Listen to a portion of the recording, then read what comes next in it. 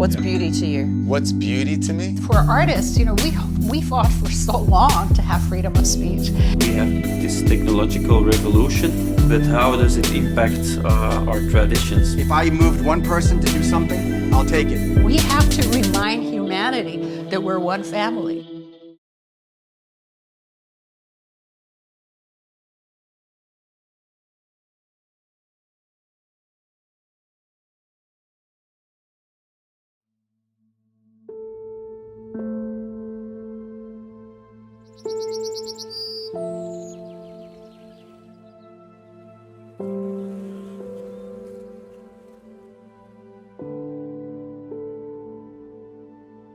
The urge to make sense of our world around us comes in fleeting moments, but with artists, it's a non-stop curse ingrained in our DNA. From observing the beauty in nature to life's injustices, in today's cancel culture, making sense of it all is becoming increasingly perplexing. The pandemic produced mixed feelings for all of us. It highlighted the irony of our desires and fragility and interdependence on both a global and personal level. For many, a newfound respect for nature was fostered, and the power of all art forms and technology pulled us through. It was like, for the first time, we were all on the same page, closer yet divided, lonely but not alone. Nothing made sense. And more than ever before, we began to truly understand the meaning of surreal.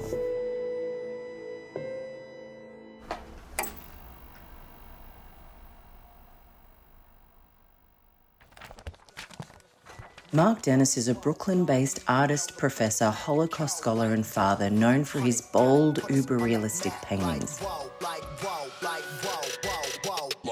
I think the idea of making art is to continue to make sense of the world. Interested in everything, inspired by anything, Dennis uses uber-realism in unexpected, often surreal ways to explore the authenticity and irony of today's collective consciousness, referencing art history and pop culture. Born into a liberal Jewish family in Massachusetts, since childhood, Marc was blessed with a natural gift for drawing. However, the concept of being an artist never crossed his mind, so he found himself searching for a greater purpose and direction, until one day he learned of a world-famous artist, researched his work, and became puzzled as to why he was so famous. From what didn't make sense, soon made sense, and through that experience, he found his calling. Do you have any brothers and sisters? Yeah, there were 5 Dennis boys, no girls. Wow. Any other artistic ones, or? No.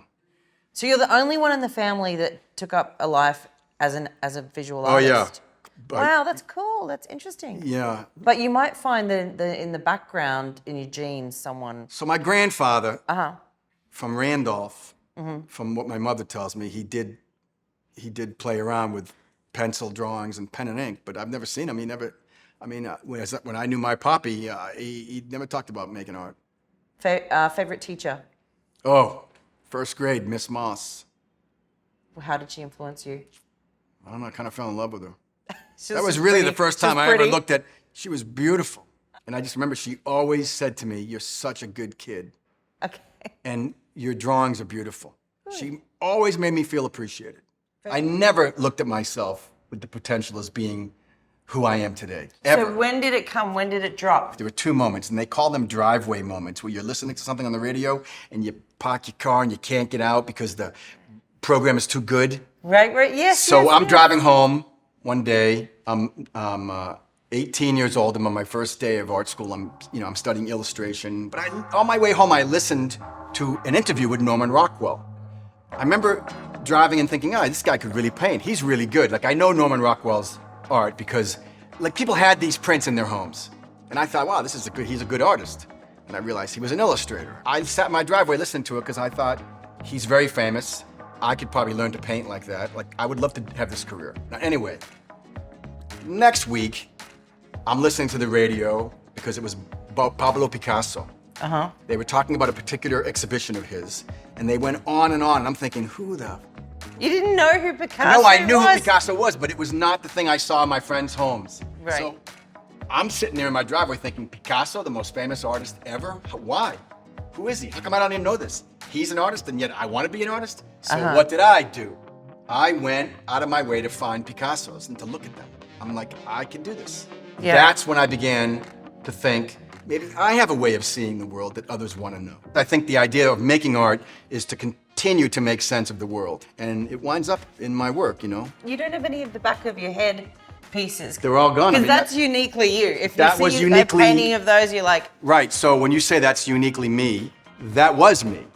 It still is me, but that was me then. But it's not that's not my sole focus. I have been really painting flowers and bugs and birds all my life, but in the last year or two, I've focused entirely on just these bouquets of floral arrangements, including bugs and birds and cartoon motifs now. And the birds are also... Highly symbolic. I do not paint just any bird. This represents... Well, the meadowlark. And you've That's chosen me. for it to be in the center. That's me. Are you always this bird? Or So- are you a shapeshifter? So my kid came in here, and my son says to me, Daddy, none of your birds seem to have their beaks open. None of them are singing. When I am in here painting, I don't talk. I don't make sounds. I don't even sing to the music. If I hear it, it goes in usually one ear and out the other, but I'm very quiet. Yes. Like, I'm very much like a snake. Yes. So I thought, okay. Let's do... And I said, well, what should I do? He goes, well, paint the bird that's you, because you're always talking. Tell me, when you were a kid, did you want to be a painter? Did you know that that's what you wanted to do? No, I never wanted to be an artist. In high school, I got into a lot of trouble. So the guidance counselor, who I don't think liked me anyway, she said to me, you're going to either be a cop, a criminal, or an artist. And I said, well, why do you say artist? Is that a real career? And she said, Mark, you could do a lot with, there's comic books, there's illustration, there's t-shirt design. Who knew? Were you always doodling? I went to art school because I was always drawing. Yeah. Kids would come up to me, sophomore, junior year in high school specifically, and would give me a photo and say, could you do a little drawing of my girlfriend cool. or my parents? That's a nod. You know that you were good if kids were doing that's a nod. Yeah, so I would draw people little pencil portraits on paper, and I would charge them $50, $30, whatever, for a little pencil drawing, and I sold, like 3 a week. So I think I'm pretty funny. I can be funny. I really do think humor is important, at least on some level. Like, it can't be constant. Like, I don't know how, paintings aren't gonna laugh. Like, I don't want someone to walk up to a painting and crack up. Like, if that happens, God bless them, they can laugh at anything. But with this work, it's less about humor and more about the sort of like the subtle grin that it can put on your face, like just the smile. I like to think that I'm making people smile. I'm not into painting politically oriented, depressing, potentially activist art. I think if that comes out, it's everything that's a part of me does go into the work. So maybe that's going to be in there somewhere because I can be that person.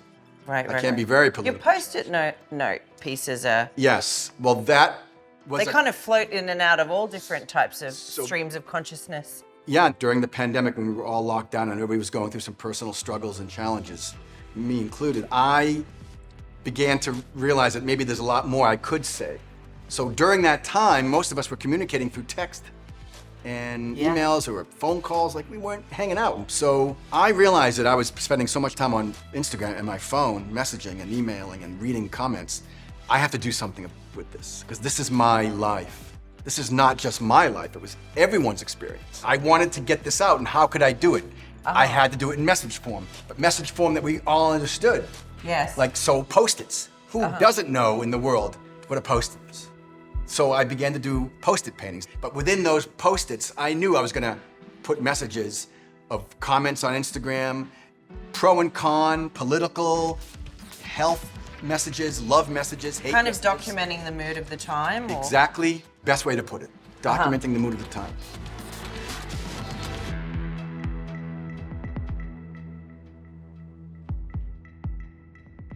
When I was 9, I saw Snow White.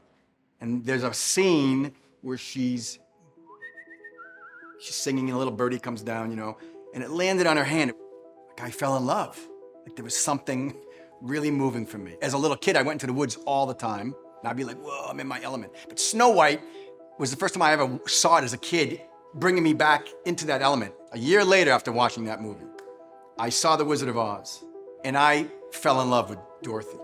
Everything about that movie was fantasy, was folklore, was mythology, it was hybrid creatures, it was surreal, it was everything about it was just moving for me. And I always wanted to embrace the potential of subverting those cartoon or Disney characters in some way. So I want to make paintings that are about me and my life, and also about others' lives. And the Disney birds do that. The inclusion of this incredible Sativa bud does that. This painting in the background, which is a 17th century painting, it's all about the same layers that I discovered were in all the things that inspire me. How much do you think about your titles as a hint to the audience? I love that question. Yeah. So my titles are the most challenging part of being an Let's artist. talk about the title. What's the title of this? It is not titled. Yet. The large floral on the far wall. Can we go over of to... the trompe tear and the blue ribbon has a title. It's called Caravaggio? It's called Caravaggio. Right. And he killed a man. So they were playing there are many people who refer to it as Russian handball. There was a misunderstanding. So he had his sword and he whips it out and they're having a fight and the man falls to the ground and Caravaggio stabs him right in the groin and he bleeds out. Wow, that's intense. Yeah, so that slash is Caravaggio's sword mark. You would think, wait, is this a real tear? Or is this... And of course, for the audience that doesn't know, trompe l'oeil is when it's like an optical illusion where you think a rip is actually a rip or a post-it note is really a post-it note. It's French for essentially to fool the eye. Just when you think painting has reached the end and capable of offering something new, you stumble across an artist like Dennis that uniquely pulls together elements of our time with echoes of the past, creating a distinct, fresh punk angst style. From pandemic-themed post-it notes, so hyper-real you could pluck them off the canvas, to Jurassic-sized insects, flowers, and birds loaded with symbolism, to backs of heads in front of perfectly rendered old masters, buds, and Disney characters. Marc's paintings culminate in a variety of visual riddles, all except one very literal piece that speaks volumes about silencing and a tragic epidemic that still continues today.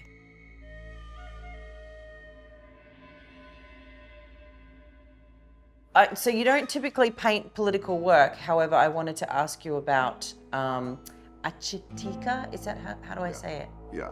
Is that Ashitika. Ashitika? Yeah.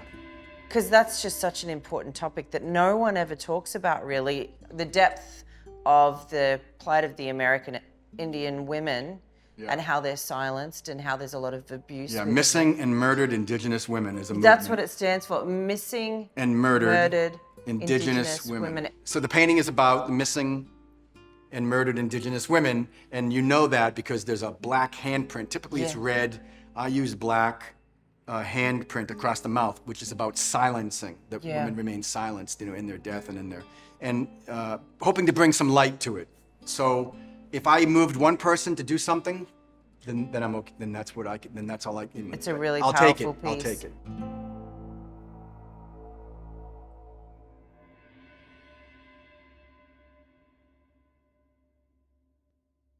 How many pieces do you paint where you say to yourself, I've nailed it?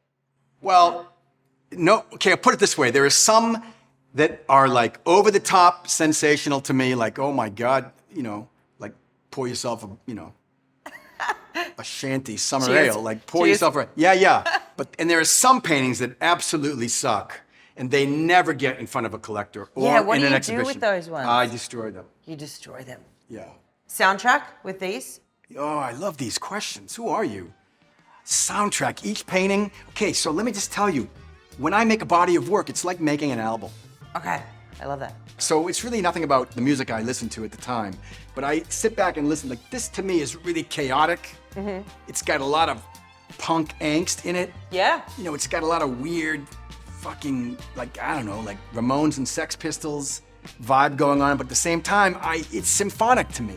So all I know is that I can't necessarily nail it down to a specific type of music or maybe sound, but I can tell you that there's a vibe. And I know that word's really popular now, but the vibe of these pieces are very different. Like this painting is a very different vibe than the painting of the Peonies or the Pop. So then I discovered that the Talking Heads Oh, I thought that was so weird you mentioned is that. the only band, seriously, that I can listen to.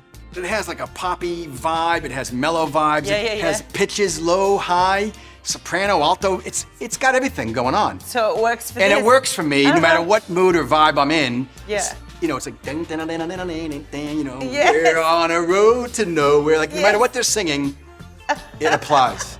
With the instinct to analyze oneself and the world, capture a mood, and give people a voice, Dennis is every bit a bold, complex artist, professor, and proud Jewish father.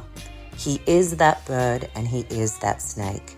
Flamboyant yet private, from lacking direction to laser focus, today his work is exhibited globally in countless blue-chip private and public collections, from Gagosian to JP Morgan Chase, affording Dennis a lucrative career that proves that although art may not change the world, it can change your world by giving you a voice to create understanding and awareness in pursuit of a brighter tomorrow.